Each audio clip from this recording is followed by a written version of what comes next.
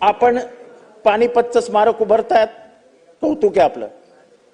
पण पानिपतचं स्मारक का? जिथे आपला अहमद शाह अब्दालांनी दारुण पराभव केला, सदाशिव भाऊंना मैदान सोडावं लागलं, मराठ्यांची बेइज्जत झाली म्हणजे पानिपत. आपण म्हणतो अरे पानिपत होईल रे तुझं. पानिपत ही आपल्या शौर्याची निशाणी नाही, ती आपल्या पराभवाची निशाणी आहे. आणि म्हणून तिथे आपण करत असाल ते योग्य आहे, मला त्याच्याबद्दल आक्षेप नाही.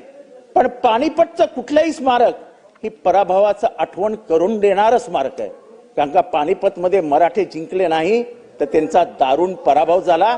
हा इतिहास पानिपत 1, पानिपत 2, पानिपत 3 1761 साली अहमद शाह दुरानी विरुद्ध सदाशिव भाऊ ही लढाई लढली गेली आणि त्याच्यामध्ये मराठ्यांचा पराभव झाला. हा इतिहास तुम्हाला पुसता येणार नाही.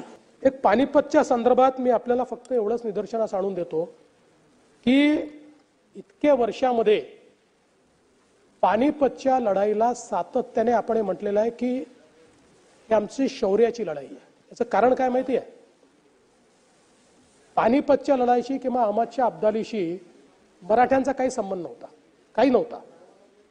तो काळ असा होता की ज्या काळामध्ये संपूर्ण देशामध्ये मराठ्यांनी एक आपली ताकद उभी केली होती आणि वेगवेगळ्या ठिकाणी वेगवेगळ्या लोकांना बसवलेलं होतं जे तिथला राज्यकारभार चालायचे. त्यावेळेचा दिल्लीचा जो बादशाह होता हा मराठ्यांना खंडणी द्यायचा, किंवा खंडणी त्याला काय टॅक्स म्हणतात, टॅक्स द्यायचा, महसूल द्यायचा, खंडणी नाही महसूल द्यायचा, टॅक्स द्यायचा, हा चौथाई द्यायचा. आणि नाव विसरलो आता मी. आणि ज्यावेळी अहमद शाह अब्दालीने येऊन या ठिकाणी दिल्लीवर कब्जा केला त्यावेळी त्यांनी मराठ्यांना पत्र लिहिलं की दिल्ली वाचवण्याकरता या. काही काम नव्हतं मराठ्यांचं, देशातलं कोणी गेलं नाही, मराठे तिथे गेले. मराठ्यांनी दिल्ली जिंकली, अब्दालीला हरवलं. अब्दाली पळून यमुनेच्या पार जाऊन बसला.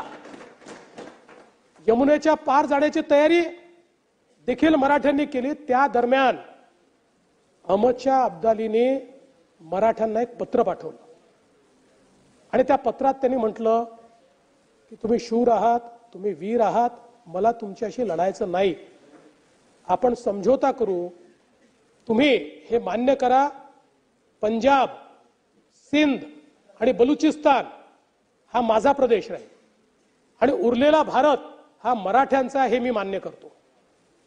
आपल्याला कल्पना असेल मराठ्यांनी अटकेपार झेंडे लावले होते. अफगाणपर्यंत या अहमद शाहला पूर्ण परास्त करून अफगाणमधून आपण आलो होतो, त्याचा बदला घेण्याकरता आला होता. पण त्याला हे लक्षात आलं की या बलाढ्य मराठ्यांपुढे आपण या ठिकाणी टिकू शकणार नाही आणि म्हणून त्यांनी सांगितलं की हे 3 प्रांत, आता याचा काही मराठ्यांशी संबंध होता, पंजाब, सिंध आणि बलुचिस्तान. पण मराठ्यांनी त्यांना उत्तर पाठवलं 1 इंच जमीन तुम्हाला आम्ही देणार नाही. अरे या 3 ठिकाणी मराठे राजा नव्हते, या ठिकाणी मराठ्यांना मानणारे किंवा त्यांच्याशी संलग्न असलेले, संधी केलेले लोक त्या ठिकाणी राज्यकारभार करत होते. पण मराठ्यांनी त्या ठिकाणी ठरवलं आणि त्यानंतर ती लढाई झाली. आणि त्या लढाईमध्ये जर त्या लढाईचा इतिहास बघितला, ही पहिली लढाई अशी आहे की ज्या लढाईमध्ये बंदुकांचा वापर झालेला आहे. आणि इकडे मराठ्यांच्या फौजेतही इब्राहिम गारदी होता, ज्यांनी 8,000ची फौज तयार केली होती, ज्यांनी परदेशातनं प्रशिक्षण घेतलं होतं.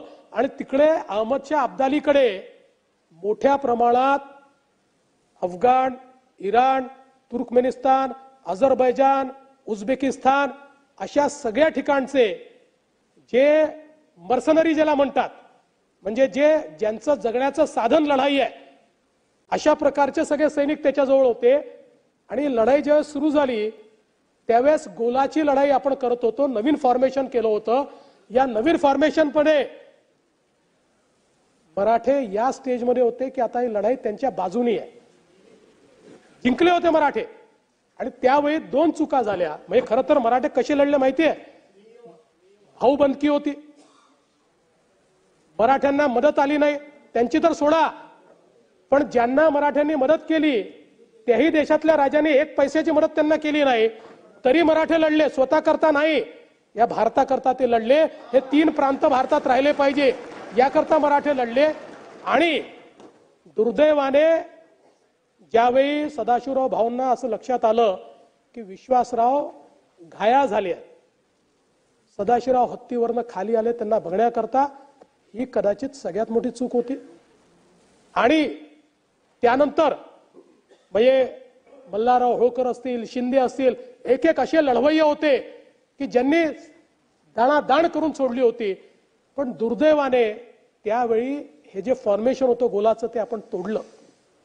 आणि ते तोडून, ज्याचा उल्लेख आता बसल्या बसल्या भास्कररावांनी केला, की थोडी वन अपमॅनशिप ज्याला अलीकडच्या काळात म्हणतो तशा पद्धतीनं तो फॉर्मेशन तोडण्यात आलं. आणि त्यानंतर ती लढाई थोडी टिल्ट व्हायला लागली. आणि त्यात या अहमदशाह अब्दालीने सांगितलं, बघा सेनापती मारला गेलाय. मारले नव्हते गेले तोपर्यंत, हा तुमचा हत्ती रिकामा दिसतोय, सेनापती मारला गेलाय. आणि त्यातनं मराठे चौथा आले आणि सगळं फॉर्मेशन तोडून ती लढाई सुरू झाली. आणि मग त्या लढाईचा जो अंत झाला. पण ही लढाई इथे संपत नाही. यानंतर महादजी शिंद्यांनी 10 वर्षांनी, पहिल्यांदा त्याच्या आधी महादजी शिंद्यांनी हा जो तुम्ही ज्याचं नाव घेतलं इब्राहिम दुरानी, या दुरानींनी जे काही त्या ठिकाणी सगळं तयार केलं होतं, अक्षरशः जाऊन तोडफोड केलं आणि त्याला नायनाट करून टाकला. आणि बरोबर 10व्या वर्षी महादजी शिंदेनी दिल्ली पुन्हा जिंकली आणि एक छत्री अंमल आणला. आणि यात सगळ्यात महत्वाचं काय आहे, यात महत्वाचं हे आहे की आपण म्हणता ना अहमदशाह अब्दाली लढाई जिंकला, अहमदशाह अब्दाली देशात थांबलाच नाही.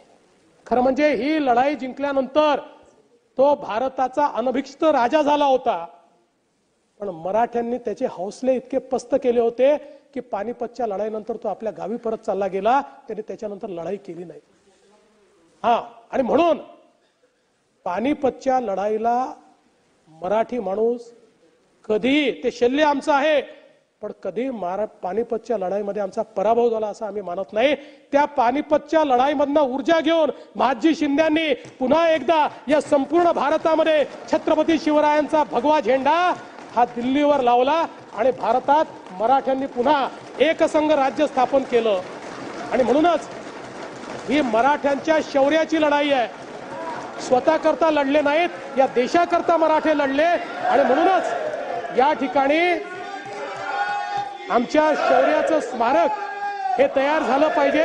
आणि छत्रपती शिवाजी महाराज जे आमच्या शौर्याचं प्रतीक आहे त्यांचा, आणि ही आपली मागणी नाही आहे, आपले जे मराठे तिथे राहिले, रोड मराठा आहे आमचे तिथे, ते सगळे माझ्याकडे आले आणि त्यांची खंत होती. मी मुख्यमंत्री म्हणून गेलो तर त्यांना इतका आनंद झाला. आमचा प्रयत्न असेल दरवर्षी मी किंवा कोणीतरी उपमुख्यमंत्री त्या ठिकाणी जावा, मोठं शौर्य प्रतीक ते त्या ठिकाणी तयार करतात. त्यांची खंत होती की मराठ्यांनी इतकी मोठी लढाई केली, ही जागा आहे, इथे स्मारक छोटंसं त्या काळात तयार झालेलं आहे, पण त्यानंतर काही झालेलं नाहीये. ते चांगलं स्मारक व्हावं. आणि त्यांची इच्छा होती की या ठिकाणी छत्रपती शिवरायांचा अश्वारूढ पुतळा हा तयार व्हावा. आणि म्हणूनच हे स्मारक आपण करतोय. त्यामुळे आपली भावना चांगली होती. पण कृपया याला पराभवाचं प्रतीक मानू नका. यातनंच आपण विजय मिळवलेला आहे.